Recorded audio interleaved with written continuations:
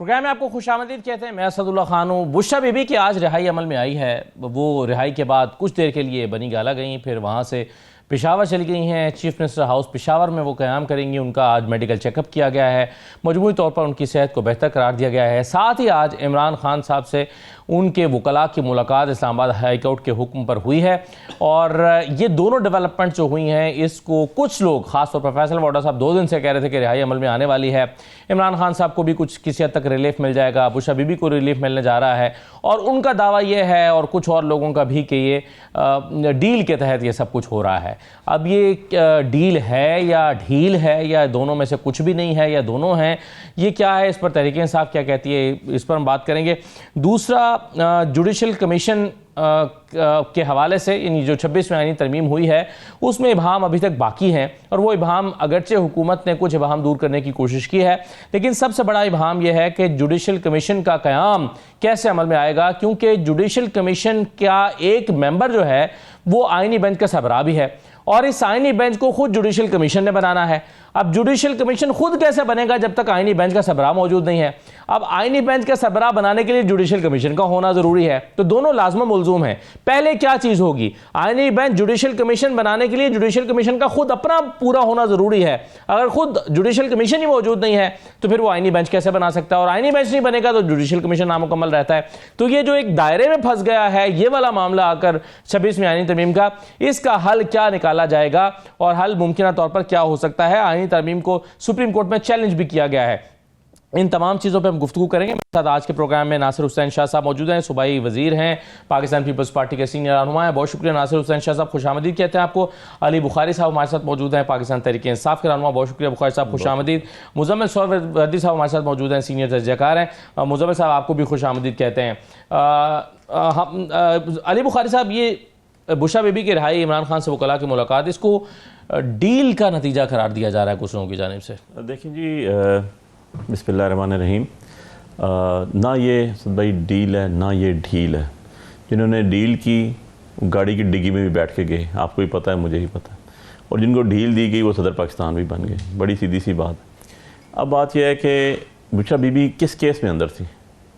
देखिए ना, फैक्ट्स होंगे ना, फैक्ट्स और फिगर्स को जब आप देखेंगे तो आपको पता ये चलेगा कि बुशरा बीबी तो किसी केस में भी अंदर नहीं थी। तो फिर 9 महीने से क्यों? 9 महीने से उनको अंदर रखा गया। नहीं, अगर वो नहीं थी, उनका केस कोई भी नहीं था, 9 महीने से तो अंदर थी ना। देखें, जजेस छुट्टी पे, जजेस की जब भी आपकी बेल होनी होती है उसके अंदर कोई ना कोई हीला बहाना, प्रोसिक्यूशन की तरफ से हीला बहाना करके। लेकिन मैं आपके, मेरा कहने का मकसद था कि उनके अगेंस्ट एलिगेशन क्या था, नंबर 1। नंबर 2, प्रोसिक्यूशन केस क्या था। एलिगेशन होगा तो उसके ऊपर कोई प्रोसिक्यूशन केस बनेगा। अब इवन एंड अदरवाइज खान साहब को जितने केसेस बनाए गए, साइफर में मैं खुद कौंसल था, वहाँ से लेके बुशरा बीबी तक हर केस एक्विटल हुआ। इद्दत के केस में आपने अंदर रखा यार, कुछ खुदा का खौफ करें यार। इस तरह तो नवाज शरीफ ने भी बेनज़ीर के साथ नहीं किया था, जिस तरह के काम इस रजीम ने कर दिया, रजीम चेंज ने, दोनों ने मिल के। सो बात यह है कि वो मेरिट पे बाहर आई। अच्छा, आपने अब क्या करना था? हाई कोर्ट क्या करती है इसके ऊपर, मुझे आप बता दें ज़रा, कि हाई कोर्ट क्या कहती है? बेल रिजेक्ट हो जाएगी इसके अंदर। जब आपका केस प्रूव हुआ, जिन्होंने वहाँ सुना, सब कुछ एक एक आर्गूमेंट सुना, वहाँ पर आपको, मुझे, किसी को बिठाते उसको भी नज़र आ रहा था कि यार इसके अंदर क्या चल रहा है। और इवन एंड अदरवाइज उसके बाद एक दिन उनको मजीद रिटेन किया गया कि जज एक भी छुट्टी पे है, दूसरा भी छुट्टी पे है, हुमायूं दिलावर भी छुट्टी पे है, वही जज बैठे हुए थे जिनके पास छोटी बॉन्ड्स जमा होने थे। सो उसके बाद फिर आज शाहरुख साहब आए तो उनके पास छोटी बॉन्ड्स जमा कराए गए।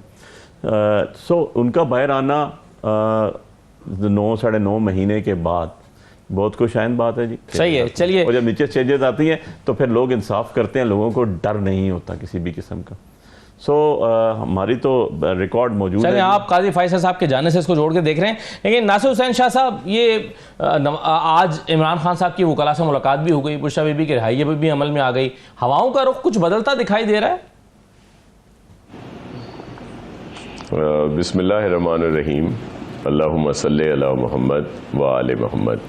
देखें, एक तो बहुत अच्छी ये खबर है कि बुशरा बीबी को आज रहा कर दिया गया, क्योंकि पाकिस्तान पीपल्स पार्टी का मौक़िफ़ बिल्कुल वजाहत से है कि हम ख़वातीन की किसी भी गिरफ़्तारी या इस तरह की एक्टिविटीज़ को कभी सपोर्ट नहीं कर सकते।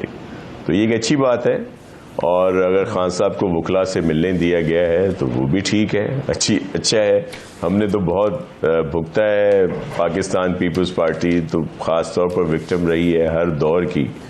दूसरी बात ये कि कोई बेहतरी या जो भी है ये सब अपनी जगह पे। मैं एक सियासी कारकुन हूँ और जो आजकल के हालात हैं उसके लिहाज से, अब मेरे ख्याल में आपके प्रोग्राम में भी पहले कह चुका हूँ या बारहा कहा है कि पीटीआई की मकबूलियत पॉपुलर वो अपनी जगह पे, लेकिन सियासी तौर पर उनका रोल सिर्फ इसमें होगा कि जब वो पीटीआई होगी, जिससे मेरी मुराद है कि पाकिस्तान तहरीक इंसाफ पुरअमन, अगर वो उस धारे में आए या जो उनका तर्ज सियासत रहा है पहले, तो फिर तो कोई भी फ्यूचर नहीं है। बाकी इस तरह रहेगी, पार्टी है अपनी जगह पे, खान साहब है, मकबूल है, उनके लोग होंगे, बातचीत होती रहेगी।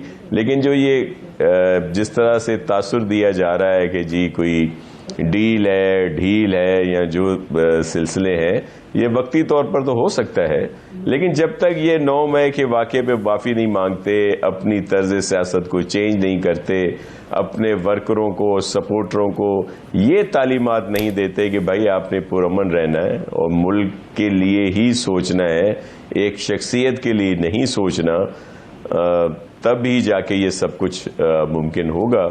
अदरवाइज ऐसे चलता रहेगा। सही है, कभी आपको लेकिन वो अपना पीर है, वो आखिरी पीर, यानी पुरअमन होना तो तभी साबित कर सकते हैं ना शाह साहब, जब उन्हें मौका दिया जाएगा तो तभी वो साबित कर सकते हैं कि वो पुरअमन है या नहीं है। अभी तो उनके ख्याल में उनको मौका ही नहीं मिल रहा, ना एहतजाज करने का, ना पुरअमन एहतजाज करने का, ना जलसे करने का।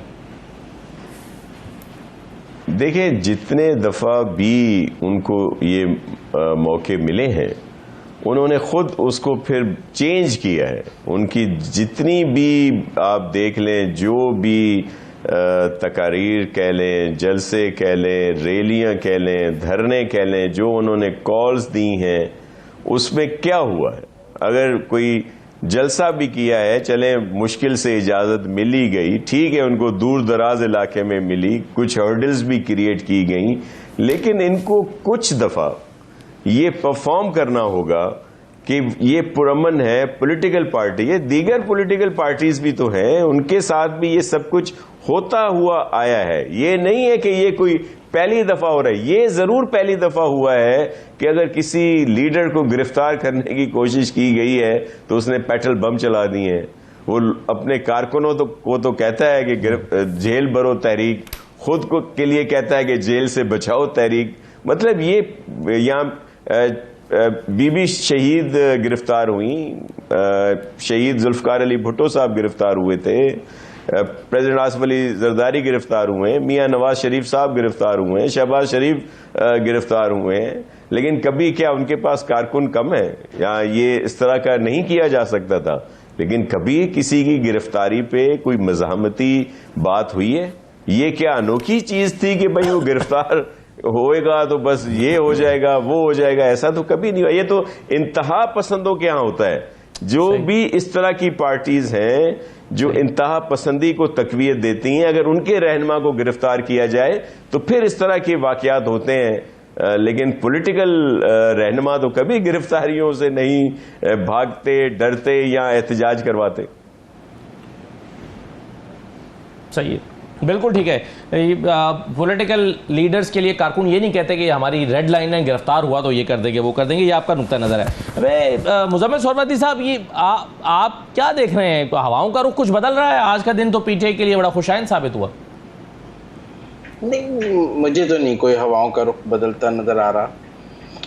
जब उनको पहले गिरफ्तार किया गया था तब भी रियासत ने उन्हें बनी गाला रखा था, वो अपनी ख्वाहिश पर अडियाला आई थी। उनके हवाले से पहले दिन से एक सॉफ्ट कॉर्नर मौजूद था जब उन्हें बनी गाला को सब जेल करार दिया गया था, क्योंकि उन्हें जेल में नहीं रखा जाना चाहते थे। वो तो फिर अलीमा खान ने उसके ऊपर प्रेस कॉन्फ्रेंस कर दी कि ये किसी डील के तहत बनी गाला में मौजूद हैं, इन्हें जेल में आना चाहिए। तो वो अपनी नंद की प्रेस कॉन्फ्रेंस पे उनको ये पिटीशन करनी पड़ी कि मुझे बनी गाला से जेल में अडियाला में शिफ्ट किया जाए, वरना रियासत तो पहले दिन से उन्हें बनी गाला में सब जेल करार दे के वहाँ रखना चाहती थी। तो मेरा नहीं ख्याल कि उनके हवाले से कोई हार्ड लाइन रियासत की पहले दिन से मौजूद थी, नहीं तो पहले दिन उनको बनी गाला ना रखा जाता। बाकी मैं इस हद तक ज़रूर मुत्तफिक हूँ कि ख़वातीन का एहतराम हमारी माशरे में एक बुनियादी जुज़ है, और जहांगीर तरीन की बेटियां भी गैर सियासी थीं और उनका भी कोई सियासत से कोई ताल्लुक़ नहीं था। भाई साहब, क्या आप कुछ सियासी किरदार जो है वो बुशरा बीबी साहबा का आने दिनों में पीटीआई देख रही है? जी असदुल्ला साहब, मैं इसमें ना 2-3 चीज़ें अर्ज़ कर दूँ वन बाय वन। शाह साहब मेरे लिए बड़े काबिल एहतराम है। थोड़ा सा मैं इसमें एक आपने क्वेश्चन पूछा जिसका आंसर नहीं एड्रेस हुआ, मैं वन बाय वन चलता हूँ। आज इमरान खान साहब से वकला की मुलाकात थी, मेरी पिटीशन थी, अली बुखारी मैंने की थी पिटीशन, और उस पर पिटीशन था अली एजाज भुट्टर जी, और उसके ऊपर जो ऑनरेबल जस्टिस ने कहा सरदार एजाज इसाक साहब ने, और उसके बाद जो एडवोकेट जनरल को बुला के जो बेइज्जती हुई और जो उन्होंने नोटिफिकेशंस दिए उनके पास कोई जवाब नहीं था। फिर उन्होंने इंटीरियर सेक्रेटरी को कहा, फिर उन्होंने कहा 3 बजे यहाँ लेकर आ जाए, मेरी कोर्ट खाली होगी, सिक्योरिटी कर लें सबको। अल्टीमेटली उन्होंने मुलाकात हो गई। 3 बंदों को भेजा, फिर मैं उस पर क्योंकि बीबी आ गई थी, मुझे बनीगाला जाना था, वो आ गई। नंबर 1। नंबर 2 चीज़ ये है कि मैंने बिल्कुल भी ये नहीं कहा कि वो इस केस में बरी हुई हैं, मैं तो खुद प्रोफेशनल आदमी हूँ। मैंने कहा ये कि वो इस केस में बेल आउट हुई हैं, बाकी केसेस में बरी हुई हैं, एक्विटल हुई हैं। नंबर 3, जो बनीगाला में उनको रखा गया था, बनीगाला में आपको याद हो तो उनको तबीयत ख़राब हो गई थी, और मैं खुद रात को 2 बजे गया था जब पिम्स हॉस्पिटल की वैन गई थी, जहाँ पर ये कहा गया था कि जी उनको स्लो पॉइजनिंग की गई। फिर पता चला कि मसाले में कुछ हो गया और ये हो गया और वो हो गया। उनकी लाइफ को कोई नंद बहू और बहन भाई का लड़ाई नहीं थी, और मैं थोड़ी सलाह कर दूँ अपने भाई की, उसके अंदर जो है ये था कि उनकी लाइफ को ख़तरा था, और फिर उन्होंने दिलेरों की तरह वहाँ पर जेल काटी। नंबर 4 नासिर शाह साहब ने कहा हम दहशतगर्द तंजीम की तरह, या एक प्रोटेस्ट हमारा ऐसे होता है। नासिर शाह साहब, आपको ऐसी बात नहीं करनी चाहिए, मेरे नहायत काबिल इज़्ज़त और काबिल एहतराम है आपके ऊपर जुल्फ़िकार का इल्ज़ाम था, हाई जैकिंग जहाज़ का इल्ज़ाम था, बहुत कुछ था, क्योंकि आपके बारे में, बीबी के बारे में जो मियाँ साहब अल्फाज इस्तेमाल करते थे शायद हम यहाँ बैठ कर दोहरा भी ना सके। जो जुनेजो साहब के साथ किया मियाँ साहब ने, जो 93 के 88 की गवर्नमेंट में जो छांगा मांगा पॉलिटिक्स स्टार्ट हुई, असगर खान की पिटीशन 90 में जो बोल रही है, जो Benazir Bhutto floor of the house कहती होती थी बैंक चोर, किसको कहा उन्होंने, मेहरान बैंक चोर, वोट की चोरी करने वाले, ताज कब्दी scandals floor of the house कहती थी। लेकिन और उनके प्रोटेस्ट, मैं बात आज प्लीज़ पूरी मैं उधर ही आ रहा हूँ। 93 में बेनज़ीर भुट्टो साहबा का लॉन्ग मार्च हुआ था, 96-97 में नवाज शरीफ साहब ने ट्रेन मार्च किया था। क्या करते हैं पॉलिटिकली, ऐसे नहीं होता। आपने बिलावल भुट्टो साहब का बिलावल भुट्टो में फिर अगेन वो जलाओ घेराव नहीं, मैं बता रहा हूँ आपको। देखें, आपको मारा नहीं गया क्या? फारूक लगारी साहब को मारा नहीं गया था? आज भी वीडियोस मौजूद हैं, लोगों को मारा नहीं गया था। इशू ये नहीं है, इशू ये है कि आप, थैंक्स टू शाह साहब, उन्होंने कहा जी हमें जलसे की रो धो के इजाज़त मिली, शहरों से बाहर मिली, एडमिट किया उन्होंने, आई एक्नॉलेज इट, मैं उनकी इसी बात पे तारीफ़ करता हूँ, पॉलिटिकल वर्कर हैं। और बात यह है कि क्या बिलावल भुट्टो साहब ने कल जलसा किया हैदराबाद, उनको किसी ने कहा 3 घंटे में जलसा ख़त्म करो? कोई बायोलॉजी केमिस्ट्री का पेपर दे रहे हैं, आप प्रोग्राम कर रहे हैं, आपने मुझे कहा रुके, मैंने कहा नहीं, मैंने एक बात और करनी है। यार ऐसे नहीं होता ना पॉलिटिकली। आपके जिस डीसी ने सैकड़ों MPOs की हमारे ऊपर FIR दी, सैकड़ों, उसको आप निशाने इम्तियाज़ दे रहे हैं। यार खुदा का खौफ करें, उसको कन्विक्टेड आदमी, हाई कोर्ट से उसको सज़ा हुई हुई है, वो अपील में गया हुआ। सिमिलरली अब मैं अगली तरफ आ जाता हूँ, अगर कि जो आपका क्वेश्चन आया रिलेटिव, देखें बात यह है कि खान साहब की बहन एक कहाँ है, उस्मा बीबी, आज दूसरी बहन हलीमा बीबी कहाँ है? क्या वो ख़वातीन नहीं है? 68 साल 68 साल। मैंने उनके आर्गूमेंट्स किए केस के ऊपर, नथिंग वॉज इन इट। जज भी रिमांड दे जा रहा है, एक पर्चा, दूसरा, तीसरा, चौथा डिस्क्लोज ही नहीं करते। यार इस तरह होती हैं तहजीब याफ्ता हुकूमतें। मैं सरवर्दी साहब से नहायत अदब से गुजारिश करता हूँ कि इस तरह मियाँ साहब की हुकूमत है। हाँ माना हमने, मियाँ साहब ने बेनज़ीर भुट्टो साहबा के सामने बहुत कुछ उनके साथ किया उन्होंने। शाह साहब बड़े दिल के हैं, वो उनको आज उनके साथ बैठे हुए हैं। कैसे 6 दिन होते थे हफ्ते में, और 6 दिन वो तारीखें भुगती थी बच्चों को लेके। अब बात यह है, क्या मरियम के साथ वैसा हुआ कि मरियम ने उतनी स्ट्रगल की? फॉर गॉड सेक यार, आप उंगली के पीछे सूरज तो नहीं छुपा सकते ना। अब अगर बीबी आ गई हैं भाई, उनकी बेल आउट हुई है, उन्होंने किसी भी जगह, आप, मैं तो जाता हूँ ना, मैं तो वकील रहा हूँ उनका, मैं साइफर में भी कौंसल था, ठीक, मैंने तो हालात देखे अंदर क्या थे, इनमें से तो किसी ने नहीं देखे। तो हमें तो ये भी पता होता था कि किस टाइम पे सिर्फ 3 ख़वातीन खड़ी हुई हैं और वहाँ पर हो क्या रहा है, सही है, किस तरह बाहर ह्यूमिलेट किया जा रहा है। आप कह रहे हैं कि आपने ज़माने में जो दूसरी ख़वातीन के साथ किया था, ये उससे बढ़कर हुआ है? हमने नहीं किया। देखें मेरी बात, आपके ज़माने में मैं इसको शाह साहब मुझे एक्नॉलेज करेंगे, शाह साहब एक्नॉलेज करेंगे इस चीज़ को कि जितने केसेस बने हुए थे आसिफ अली जरदारी के ऊपर, वो हमें विरासत में मिले थे क्या, या हमने बनाए थे? मुझे ये बता दीजिए।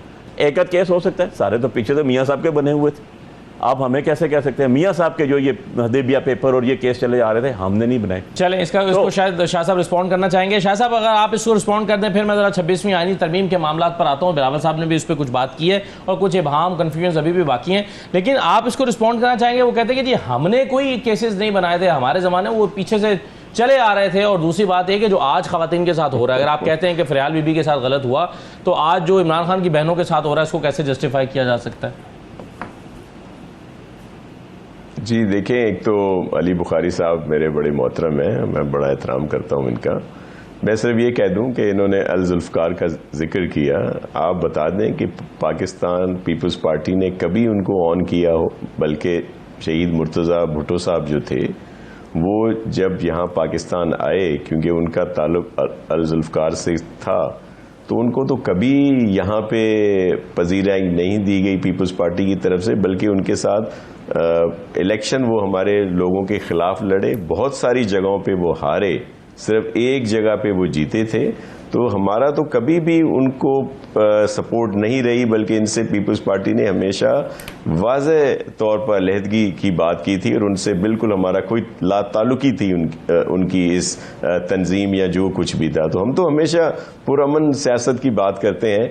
दूसरी बात देखिए, हम तो ख़वातीन की हमेशा इज़्ज़त करते हैं और कभी भी इस तरह के किसी केस की सपोर्ट नहीं करते, मैंने पहले ही कह दिया। लेकिन हमने बहुत भुगता है, बल्कि फरियाल जो हमारी अदी हैं उनको आपने देखा कि ईद की रात हॉस्पिटल से जेल ले जाया गया, वो किसकी गवर्नमेंट थी? या इसके अलावा और बहुत सारे जो केसेस हुए, चले बहुत सारे केसेस मियाँ साहब के ज़माने के थे, लेकिन बाद में जो केसेस बने या जिस तरह केसेस को ट्रांसफ़र कर दिया गया, केसेस कराची के, सिंध के, उनको लगा दिया गया पिंडी में, इस्लामाबाद में, वो सब लोग वहाँ पे आके पेशियां भुगत रहे हैं। इस तरह से बहुत सारी जो है इशूज़ हुए। खुर्शीद शाह साहब कितना अरसा कैद रहे, आगा सिराज साहब, शर्जील साहब, दीगर सब लोग, सबके सामने है ये बात, और बहुत सारे लोग। लेकिन मैं सिर्फ ये अर्ज करना चाह रहा हूँ कि पॉलिटिकली तौर पर हमारा रहा है, मियाँ साहब वालों के ज़माने में केस रहे हैं, हमारे साथ उनका कोई अच्छा रवैया नहीं रहा। बल्कि अभी पीडीएम की गवर्नमेंट के बाद क्या हुआ था, जब इलेक्शन हुए तो हमारे खिलाफ तो आके उन्होंने सिंध में एक पूरा महाज बनाया जिसमें PMLN, JUIF, MQM, GDA ये सब इकट्ठे हो गए थे। बल्कि देखें, पीपल्स पार्टी हमेशा सियासी बात करती है। जब इलेक्शन के रिजल्ट आए, इसमें कोई दो राय नहीं कि जो आज़ाद अरकान थे जिनको PTI की सपोर्ट थी वो सबसे ज्यादा नंबर्स में थे, तो पीपल्स पार्टी ने तो उनको ऑफर किया कि भाई आप गवर्नमेंट बना लें, हम गैर मशरूत आपकी गवर्नमेंट की फॉर्मेशन में सपोर्ट करते हैं, हम आपका हिस्सा नहीं बनेंगे। लेकिन आप, क्योंकि पार्लियामेंट जो थी वो हैंग पार्लियामेंट थी, किसी के पास सिंपल मेजॉरिटी नहीं थी, इन्होंने तो बिल्कुल भी लेकिन वो पीटीआई ने इनकार कर दिया। क्या करते, पीटीआई ने कहा जी पीपल्स पार्टी के साथ के लिए हमने नून बातचीत नहीं जी, तो नून लीग को हमने बिल्कुल सही है। शाह साहब अगर आप इजाजत दें, मुझे हैंग पार्लियामेंट थी, इलेक्शन दूसरे की तरफ जाते, एक बहरान पैदा हो जाता। बिल्कुल सही, आपका ये मौक़िफ़ है कि ये भी काजी फाइज जी ईसा की वजह से इलेक्शन हुए। बिल्कुल सही है सर, काजी फाइसा की वजह से इलेक्शन हुए और काजी फाइसा की वजह से 26वीं तरमीम हुई है। बिलावल साहब ने BBC को इंटरव्यू देते हुए कहा है कि 26वीं आईनी तरमीम मुमकिन नहीं थी अगर काजी फाइसा ना होते। इस बात का क्या मतलब है, कैसे वो क्रेडिट दे रहे हैं? एक छोटा सा मैं ब्रेक लेता हूँ, फिर मैं इस मौजू पर आता हूँ। ब्रेक के बाद वापस आते हैं।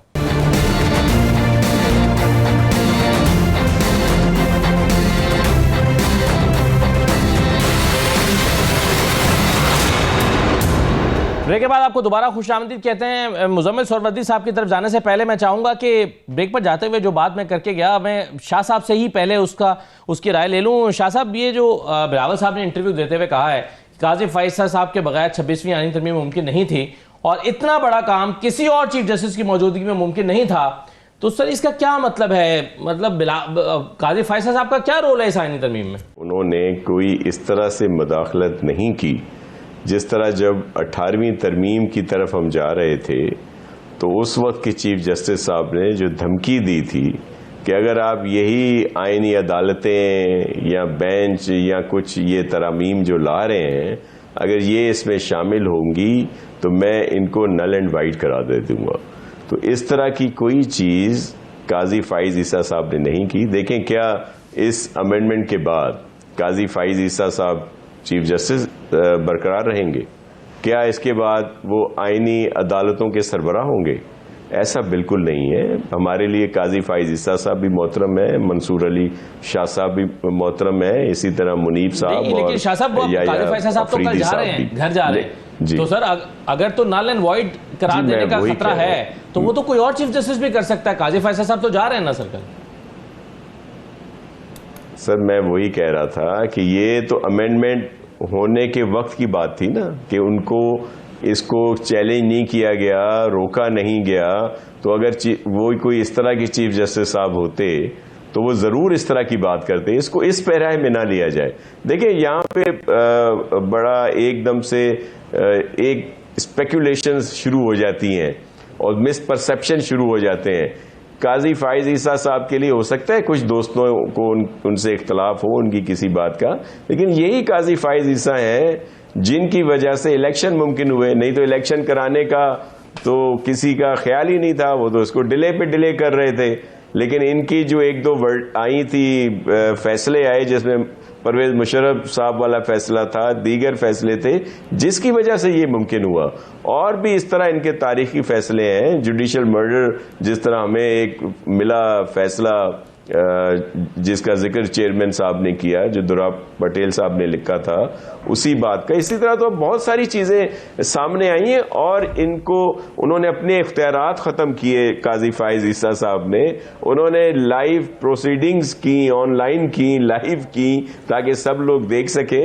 अब बड़े एहतराम के साथ अली बुखारी साहब बैठे हैं। अब ये कहेंगे जी हमारा सिंबल ले लिया गया, हमें और चीजें नहीं दी गई। सिंपल सी बात है, जो सिंबल वाला प्रोसीडिंग्स थी सब ने देखी, ऑनलाइन थी, सब ने देखी। इन्होंने कोई इस तरह के सबूत नहीं दिए जिसकी वजह से इनको हम गुजरे हैं इससे ना। हमारा तलवार छीन के हमने तीर लिया था। पीपल्स पीपीपी पे पाबंदी आई थी, 4P बनाई गई, पूरा प्रोसेस को अडॉप्ट किया गया। ये नहीं है कि अगर पॉपुलर है तो वो कोई अडॉप्ट ना करे, अपना इंट्रा पार्टी इलेक्शन ना कराए। तीर मिल गया सर, यहाँ तो कोई प्याला मिला, कोई कैसे मिला, कुछ चिमटा मिला, कोई पैराशूट बैंगन। खान साहब वो कैसे मिला? असदुल्ला खान साहब वो कैसे मिला, क्यों मिला? कि हमने प्रोसेस को प्रॉपर पूरा किया। हमने ये नहीं किया कि जी हम बड़े मकबूल हैं और हमें कोई जरूरत नहीं, बस जो हम कहते हैं उसको माना जाए। हमने कानूनी तौर पर एक एक चीज पूरी की। हमें नहीं देना चाहते थे, हमें उस वक्त वो सिंबल भी नहीं देना चाह रहे थे, हमें बाद में पार्टी को लड़ने भी नहीं दिया जाना चाह रहे थे, लेकिन हमने एक प्रोसेस को पूरा किया। अब भी मैं यही कह रहा हूं, लेकिन सर वो इसी फैसले पर अपने 13 जनवरी के फैसले पर काजी फैसला साहब ये भी कहकर गए हैं कि उसको मिस इंटरप्रेट किया गया ना सर। वो कहते हैं इसको मिस इंटरप्रेट किया गया, मेरा मतलब ये नहीं था। और फिर दिलचस्प बात है कि उसको रेक्टिफाई भी करके नहीं गए कि चले अगर मिस इंटरप्रेट किया गया, इलेक्शन कमीशन ने गलत किया तो उसको ठीक कैसे किया था? जी मैं आपको बताऊं, असदुल्ला खान साहब नेक्स्ट डे वही लगी हुई थी, एक केस लगा हुआ था जिसको खुद पीटीआई ने, और वो सरदार साहब हमारे उस वक्त वकील थे, लतीफ खोसा साहब, उन्होंने कहा कि जी हम इनके सामने पेश ही नहीं होते। वो वक्त था कि हो सकता है इनको कोई सिंबल मिल जाता, इनको कोई प्रॉपर इजाजत मिल जाती। लेकिन मैं यही तो कहता हूं कि अगर पीटीआई इसी तरह से अपना वो करती रहेगी तो फिर वो फ्यूचर में नहीं आती। इसलिए मैं कहता हूं अली बुखारी साहब जैसे ज़हीन लोग इनके साथ हैं, और वो कैडर है जो समझता है चीजों को, अगर पीटीआई उसको फॉलो करेगी तो बेहतरी की तरफ जाएगी। वो जो एक इंतहा पसंदी की सोच वाले हैं जो कहते हैं कि नहीं बस इस तरह कर देंगे, ऐसे नहीं होगा। सही है, बिल्कुल सही है। चलिए मुजम्मिल सोहरावर्दी साहब, 26वीं आईनी तरमीम में काजी फैसला साहब का किरदार कितना देखते हैं आप? उतना ही जितना उम्रता बंदियाल का प्रैक्टिस एंड प्रोसीजर बिल में देखता हूं कि बिल बनने से पहले मुअत्तल कर दिया था। वो तरमीम होने से पहले पिटिशनें करवाई जा रही थी, वो पिटिशन वो कहते थे तरमीम करने से रोक देता हूं पार्लियामेंट को। हमारे यहाँ चीफ जस्टिस साहिबान ने ये किया नहीं है। कानून बनने से पहले कानून को मुअत्तल नहीं किया है, तरमीम होने से पहले तरमीम को रोकने की कोशिश नहीं की है। वो भी ये जो पिटिशनें पीटीआई करा रही थी मुख्तलिफ जगहों पर, जिसपे से एक पर फिर काजी साहब ने अपने सामने लगाई तो फिर जुबैरी साहब भाग गए कि विड्रॉ कर लेता हूँ, इसी उम्मीद पर लगाई जा रही थी ना कि जी स्टे मिल जाए। मुज़म्मिल साहब यहाँ पर तो एक और भी काम हुआ ना, यहाँ तो काजी फैसल साहब को ये भी तो आसरा दे के रखा ना कि एक ऐसी तरमीम हो रही है जिसमें जजेस की जो मुद्दत मुलाजमत है वो भी बढ़ रही है, आपको 3 साल भी मिल रहे हैं। ऐन मुमकिन है इस वजह से भी उन्होंने कोई रुकावट न डाली हो कि चलें ये भी होने जा रहा है। नहीं, मेरे ख्याल में उन्होंने प्रैक्टिस एंड प्रोसीजर बिल को भी तस्लीम किया है, उन्होंने तो पार्लियामेंट के हर राइट को तस्लीम किया है। वो तो पार्लियामेंट गए भी हैं कि मैं पार्लियामेंट की सुपरमेसी को मानता हूँ। वो उन जजेस में नहीं है जो पार्लियामेंट को रेडिक्यूल करते हैं। जो लोग पार्लियामेंट, देखिए मैं अभी गौहर साहब बात कर रहे थे यहाँ पर, मैं उसको भी रिस्पॉन्ड करना चाहता था। जब भी हम कोई तहरीक इंसाफ की बात करते हैं तो ये 80 की 90 की दिहाई की मिसालें लाकर अपने एक्ट को जस्टिफाई करने की कोशिश करते हैं कि देखें 90 की दिहाई में ऐसे हुआ था, देखें 80 की दिहाई में ऐसे हुआ था। भाई उसके बाद चार्टर ऑफ डेमोक्रेसी हुआ और दोनों सियासी जमातों ने अपनी गलती का एहसास समझा और नए रूल्स ऑफ द गेम सियासत के तय किए, जिसको आप मुकमुका कहते हैं। आपको भी यही कहते हैं कि आप इन सियासी जमातों के साथ ही आपने सियासत करनी है, आप कोई ऊपर 7वें आसमान पर तो सियासत कर नहीं सकते हैं। इनके साथ बैठकर पॉलिटिक्स के रूल्स ऑफ द गेम तय करें, को एग्जिस्टेंस के रूल्स। अगर आप ये कहें कि हम अगलों को एलिमिनेट करेंगे, वो आपको एलिमिनेट करेंगे, तो एलिमिनेशन की सियासत कोई अच्छी सियासत तो नहीं है। अब सिंबल को बहुत कहा जाता है कि जी हमसे सिंबल लिया गया। सबसे पहले तो सेनेट में मुस्लिम लीग नून से शेर का सिंबल लिया गया, उनके सारे सेनेटर्स को आज़ाद करा के फिर आपने सादिक संजरानी को इलेक्ट कराया क्योंकि आप उनको आज़ाद रखना चाहते थे, और आपने सेनेट में के इलेक्शन में नून लीग से शेर का निशान लिया और अकलियत को अक्सरियत में बदला, और आपकी सेनेट में अक्सरियत नहीं थी, आप सादिक संजरानी को 2 दफ़ा इलेक्ट कराया आपने। तो ये जो कुछ आपने पाकिस्तान की सियासत में किया है वो काट रहे हैं आज आप, क्योंकि एक दफ़ा जब इंटरवेंशन हो जाए उसको बाहर निकालना बहुत मुश्किल हो जाता है। सही, बिल्कुल सही है। तो ये जो आपने बोया वो काट रहे हैं। काजी फैसल साहब का पूरे जो अहम तरीन केसेस की लिस्ट पूरी मेरे हाथ में पढ़ना चाहूँ तो इसमें बहुत सारे केसेस ऐसे मसलन 4-5 मसलन प्रैक्टिस एंड प्रोसीजर का केस है, 8 फरवरी का आम इंतखाबात कराने का केस है जिसका क्रेडिट भी शाह साहब दे रहे हैं, फिर ब्यूरोक्रेसी से आरओज ना लेने का केस है, आम इलेक्शन में लेवल प्लेइंग फील्ड का केस है, फिर वो बल्ले के निशान वाला तो है पीटीआई इंट्रा पार्टी इलेक्शन वाला, फिर जबरी गुमशुदगियों का है, भुट्टो साहब वाला उनका जो था वो सदारती रेफरेंस उस पर उन्होंने किया है, मुशर्रफ ट्रायल केस, बेशुमार केसेस उनके क्रेडिट पर हैं। कैसे देख रहे हैं हम उनके टेन्योर को? पाकिस्तान की तारीख का जी ये स्यातरीन टेन्योर गुजरा। जिस तरह जुल्फ़िकार अली भुट्टो का जजेस ने कत्ल किया जुडिशल, और वो बैठे हैं, मैं बता रहा हूँ, मैं आ रहा हूँ, मैं 1 बाय 1 आ रहा हूँ जी। मैंने सारी बातें बड़ी तसल्ली से सुनी है सब बातें। नंबर 1, 12 बजे बंदियाल साहब ने रात को अदालत लगाई थी जब हमारी हुकूमत गई थी, उन्होंने अंडू किया था डिप्टी स्पीकर का, उस टाइम वो ठीक था, मैं रिप्रेजेंट किया था, मैंने प्रेसिडेंट ऑफ पाकिस्तान को, मैं अपीयर हुआ था कोर्ट, और जब जिसके अंदर बिलावल भुट्टो जरदारी साहब भी आए थे, जिसमें शहबाज शरीफ ने भी स्टेटमेंट दी, और ये राय ऑलमोस्ट हो चुकी थी कि सैफुल्लाह केस को रख कर नया इलेक्शन कराए जाएंगे। नंबर 2, पंजाब का KP के इलेक्शन के लिए सुप्रीम कोर्ट ने कहा 90 डेज़ में इलेक्शन कराएं, 12 मई का ऑर्डर था वो, ठीक है, इम्प्लीमेंट नहीं किया गया, किसने करना था उसको। नंबर 3, मैं 1 बाय 1 शॉर्टेस्ट चलता आता हूँ। चार्टर ऑफ डेमोक्रेसी की बात की जाती है, या ज़रा पूरा पढ़ने में 10 दफ़ा पढ़ के आया हूँ। चार्टर ऑफ डेमोक्रेसी में तो ये भी लिखा है मीडिया आज़ाद होगा, हटाए ना बानी PTI का नाम और लिखे इमरान खान, मैं देखूँ कैसे आज़ाद है मीडिया। नंबर 2, उसके अंदर तो नैब के बारे में भी आपने तरमीम करनी थी, उसके अंदर तो इंस्टीट्यूशंस को अपने दायरा इख्तियार में रह के भी काम करनी थी, तो आधा आधा नहीं होता, या उसको फुल ग्लास ऑफ वाटर पिएंगे या नहीं करेंगे, ठीक है। जहाँ पर अच्छा लगा वहाँ इकट्ठा हो गया, जहाँ पर नहीं हुआ 18वीं तरमीमें कर देते आप 26 अमेंडमेंट की जो आप चीज़ें डाली हैं, नहीं।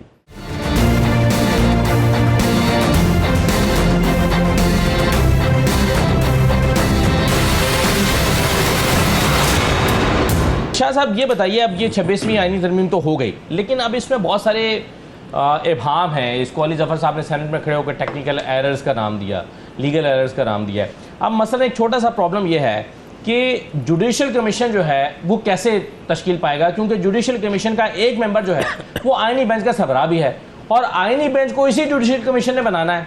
अब जब आईनी जुडिशल कमीशन खुद पूरा तश्कील नहीं पा सकता तो वो आईनी बेंच को कैसे बनाएगा, और आईनी बेंच नहीं बनेगा तो आईनी बेंच का सरबराह जुडिशल कमीशन में कैसे आएगा? तो ये अंडा मुर्गी क्या खेल जो है वो यहाँ पर बन गया है, कैसे होगा ये? देखें, इसमें ज़रूर कुछ न कुछ उबाम आप जिस तरह कह रहे हैं कि होगा ज़रूर, लेकिन ये चीज़ें बेहतर हो जाएंगी। मैं सिर्फ एक चीज़ को रिस्पॉन्ड करना चाह रहा था, अली भाई ने कहा, या वैसे भी कहा जाता है कि जी वो रात को 12 बजे अदालतें कैसे लगीं। वो अदालतें सिर्फ इस वजह से नहीं लगी थी कि मोहतरम डिप्टी स्पीकर साहब ने कोई वो जो नो कॉन्फिडेंस की रूलिंग थी उसको ख़त्म किया था, बल्कि उसके बाद क्या हुआ था, उसके बाद ये हुआ था कि मोहतरम प्राइम मिनिस्टर साहब ने उस वक्त के ने सदर साहब को असेंबलियां तहलील करने के लिए फाइल मूव कर दी थी, जिसको फौरी तौर पर मंजूर कर लिया गया था। अगर सिर्फ बात अदम एतमाद की उस रूलिंग तक होती तो शायद अदालतें ना खुलती, लेकिन आपने तो असेंबलियों को ही खत्म करने की कोशिश की, तो जाहिर है फिर अदालतें रात को खुलती हैं। तो मैं आपसे ये कह रहा हूं कि ये जो इश्यूज हैं जिसकी तरफ आप इशारा कर रहे हैं ये क्लियर हो जाएंगे, और मेरे ख्याल में पूरी इसकी तफसीलात हैं, और अगर नहीं आई तो आगे आ जाएंगी।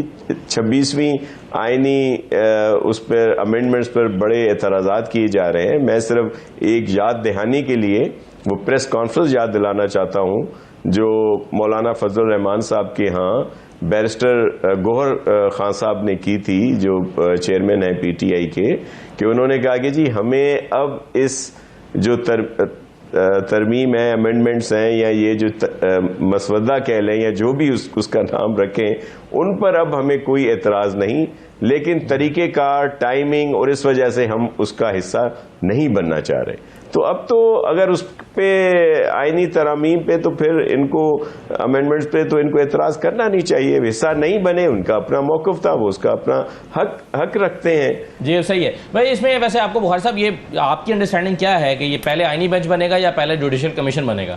देखिए यार, ये मैं वैसे अपनी राय दे रहा हूँ as a student of law, ये अमेंडमेंट आपकी अंडू होगी, अभी हो 6 महीने बाद हो 5 महीने हो, ये प्रैक्टिकली एप्लीकेबल नहीं हो सकती। इसके अंदर इतने अभाव हैं कि इसको कवर करने के लिए आपको फिर अमेंडमेंट्स लानी पड़ेंगी। अच्छा, वैसे कल कामरान मुर्तज़ा साहब हमारे साथ मौजूद थे जिन्होंने इस आईनी तरमीम में कलीदी किरदार अदा किया है, को 7-8 भाम तो उनके जहन में भी थे। देखिए इतने मेरे जहन में भी हैं। अब मुझे 2-3 चीज़ें बताएं आप। अच्छा, सीनियरिटी का कॉन्सेप्ट एक लेकर आगे आप ले गए, चलें जी। अब अगर मैं इस पर जो अभी गौर की बात की, बैरिस्टर गौर साहब की, हमारे चेयरमैन की शाह साहब ने, तो यार बात ये है कि उसने क्या गलत बात की, टाइमिंग्स गलत थे, एवरीवन नोज। अब तो आपके पास सवालिया निशाना है कि आपने जानबूझ के मंसूर शाह साहब को हटाने के लिए किया। आप 2 दिन बात करते, 4 दिन बात करते, 10 दिन बात करते, तो हम समझते चलो यार से कोई चीज़ है।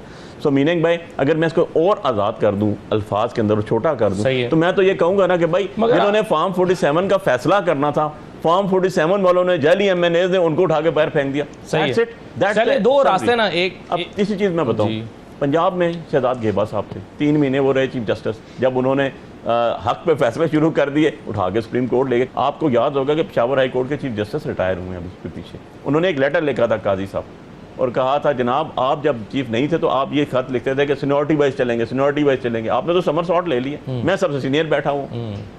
चलिए मुख्तसरन मुज़म्मिल साहब मुख्तसरन बता दें, 2 रास्ते हो सकते हैं ना। एक तो ये कि ये जैसे बुखारी साहब करेंगे अंडू होंगी ये जो तरामीम है, ये भी तो हो सकता है कि इन तरामीम में इबाम या गलतियों को दूर करने के लिए एक और तरमीम आ जाए जिससे ये चीज़ें, तो कौन सी चीज़ होती हुई आपको नजर आ रही है? मेरे ख्याल में इंटरप्रेट हो जाएंगी आईनी बेंच से। जो भाम है वो सुप्रीम कोर्ट के आईनी बेंच का इख्तियार होगा, वो आइन को इंटरप्रेट कर सकता है और इंटरप्रिटेशन में भाम दूर हो जाएंगे।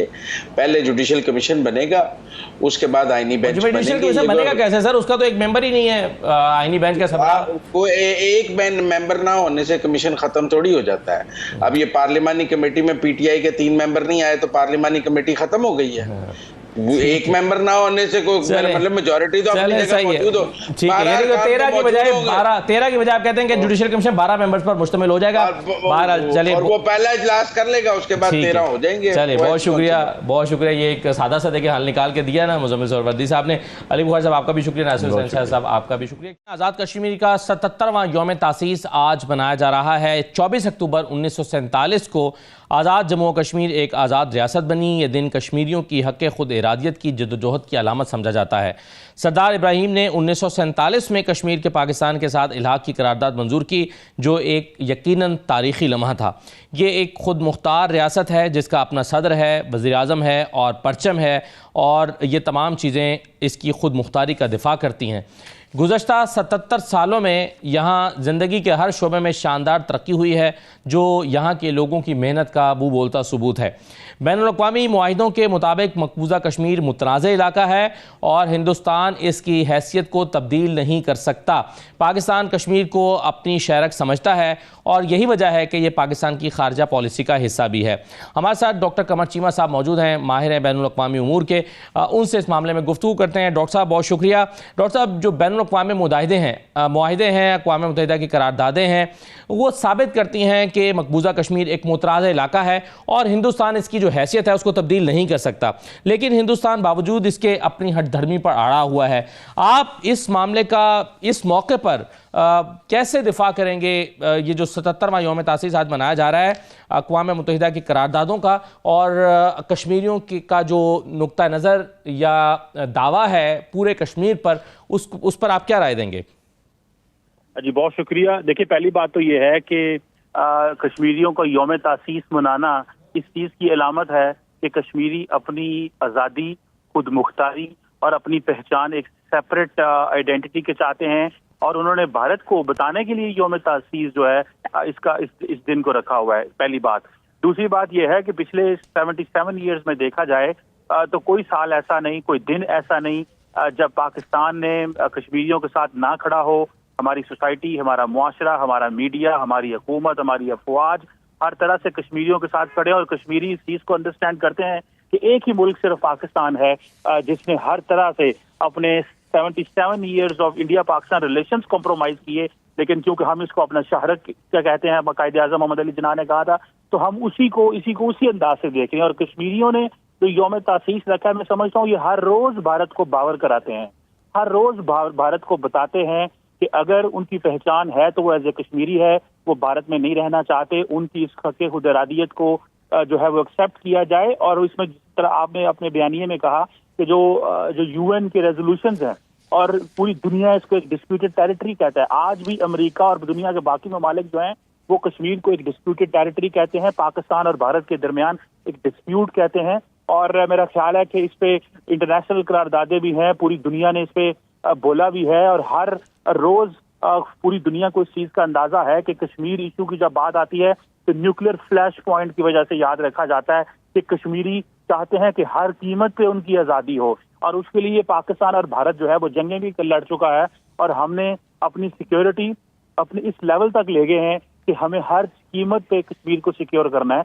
लेकिन क्योंकि हमारी पॉलिसी सिर्फ डिप्लोमेटिक, पॉलिटिकल एंड मॉरली है, हम किसी तरह से भी खिते को डिस्टेबलाइज नहीं करना चाहते, और हम बार बार इंटरनेशनल कम्युनिटी को बावर कराते हैं कि अगर आपने इस मसले को अटेंशन ना दी, ध्यान ना दिया, चीजें आउट ऑफ कंट्रोल हो गई, कोई एस्केलेशन हो गई, तो ये ना कोई बाद में कहे कि ये हालात यहाँ पे पहुंच गए हैं। मैं समझता हूँ कि कश्मीरियों का यौम तासीस मनाना, ये डिस्टिंक्शन रखना, पाकिस्तान का कश्मीरियों की हर दिन, हर हफ्ते, हर महीने, हर साल, हर वक्त सपोर्ट करना, और उनके लिए डिप्लोमेटिक, पॉलिटिकल, मॉरल सपोर्ट देना अपने तमाम इंस्टीट्यूशंस की तरफ से, अवाम की तरफ से, मेरा ख्याल है इस चीज़ की अलामत है कि इंडिया इस चीज़ को समझता है।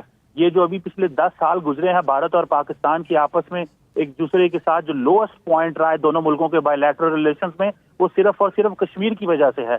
हर रोज पाकिस्तानी इस चीज़ को महसूस करते हैं कि हमने कश्मीरियों के हकूक के लिए खड़े होना है। तो हर रोज यौम तासीस है, हर रोज कश्मीर का दिन है, क्योंकि जब तक कश्मीर का मसला हल नहीं होता, जब तक कश्मीर की जो है वो कश्मीरियों की उमंगों के मुताबिक चीजें नहीं होती, मामलात जो है वो सही सीमत में नहीं जा सकते। बहुत शुक्रिया डॉक्टर कमर चीमा साहब, बहुत शुक्रिया प्रोग्राम में शिरकत करने के लिए। ये नाज़रीन आज का प्रोग्राम था, इजाज़त दीजिए, अल्लाह हाफ़िज़।